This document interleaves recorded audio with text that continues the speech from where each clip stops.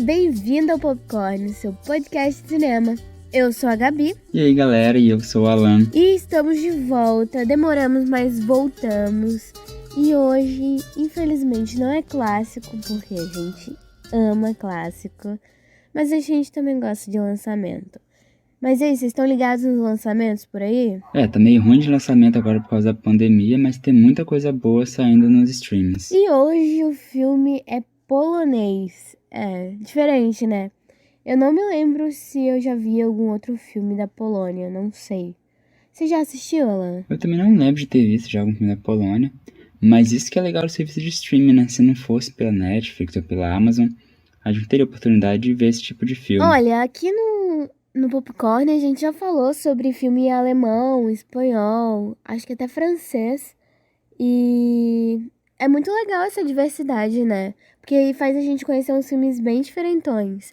E sai um pouco do padrão, né? Padrão americano. É verdade, eu fui dar uma pesquisada no cinema polonês e ele é muito rico. Tem diretores super importantes como o Andrzej Wajda, alguns são super conhecidos internacionalmente, como o Polanski, o Kiełowski. E atualmente um grande nome é o nosso diretor de hoje, né? Que é o Jan Komasa. Ele foi indicado ao Oscar, melhor filme internacional, com o filme Corpus Christi. Foi ano passado, né? 2019. E esse ano ele veio com esse filmaço, The Hater, ou no Brasil, né? Rede de Ódio. Isso aí, ele foi lançado em 6 de março lá na Polônia. Infelizmente ficou pouco tempo em cartaz por causa da pandemia, mas ainda bem que a Netflix pegou e colocou ele no catálogo pra gente ver. Sim, e como eu já falei, o diretor é Jan Komasa, mas o roteiro é de Mateusz Peswit. Eu não sei se tá certa a pronúncia, porque meu polonês não é muito bom. Mas enfim, o filme tem a duração de 2 horas e 15 minutos. É um pouco grandinho, mas eu super indico. E passa bem rapidinho até. No elenco a gente tem o Maciej Musialowski, a Vanessa Alexander, a Agata Kulesza, a Danuta Stenka. São todos atores poloneses, então desculpa aí pela minha pronúncia se você é polonês e tá ouvindo Popcorn. E o MDB desse filmaço aí, as avaliações pelos sites, ficou de 7,1. E Rotten Tomatoes, a crítica deu 76% e o público gostou um pouquinho mais, 82%. Vamos à sinopse então? Um jovem problemático encontra sucesso no sombrio mundo das táticas de difamação nas mídias sociais, mas seu ódio logo tem consequências violentas na vida real. É bem atual, né? Tipo, extremamente atual os assuntos. Enfim, o filme se passa na capital da Polônia, Varsóvia, e conta a história do nosso personagem Thomas, que a primeiro instante ele foi expulso da faculdade por plágio. Mas enfim, a partir daí ele começa a usar a genialidade e começa a trabalhar em uma agência. Porém, essa agência tem uns trabalhos meio errados, assim, que é tipo nível difamação e linchamento virtual.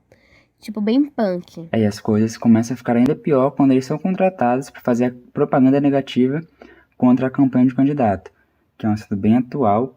Podemos lembrar de casos recentes aí, como o caso da Cambridge Analytica, que influenciou nas eleições de vários países. E sim, tipo assim, começa a ter muitos paralelos com a realidade, né? Principalmente com o Brasil, que a gente nem precisa procurar sobre a rede social, que a gente vai achar difamação, fake news, linchamentos, inclusive, que tá parecendo que tá na moda nessa quarentena, enfim.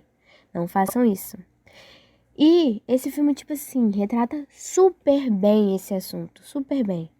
E sobre a Cambridge Analytica, quem se interessou, tem um documentário super interessante na Netflix, se chama Privacidade Hackeada, que fala somente sobre a Cambridge Analytica.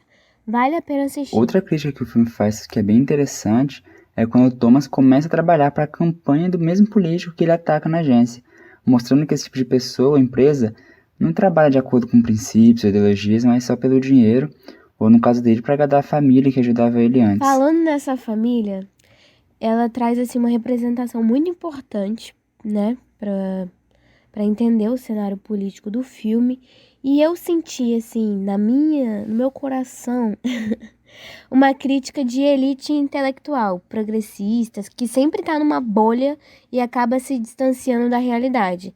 E eles sempre estão em exposições de arte ou uma ópera, enquanto o debate acontece na real, de verdade, na internet ou em outros meios, mas principalmente na internet. E um debate bem presente também é do extremismo, né? O personagem que realiza o atentado, por exemplo, é bem fiel a alguns casos da vida real, em que pessoas excluídas ou deslocadas acabam sendo seduzidas por um discurso e querendo fazer parte de um grupo, cometem esse tipo de ato. Enfim, um dos filmes que a gente vai indicar aborda muito bem isso, vale super a pena ver para entender melhor essa situação. Mas, gente, vamos falar sobre a parte técnica, então? Porque a fotografia é a parte que eu mais amei desse filme, sinceramente. Que fotografia linda! Sério, a fotografia tem um papel muito importante. Ela mostra, tipo, as expressões do personagem. Gente, principalmente do protagonista. Com aqueles vários closes dos olhos que tem aquele olhar fundo, carregado de frieza. Nossa, incrível. Ele é muito bem explorado no filme. O personagem tá incrível. A fotografia por volta dele tá incrível. E também tem um jogo de luz incrível com as cores, que tem um contraste.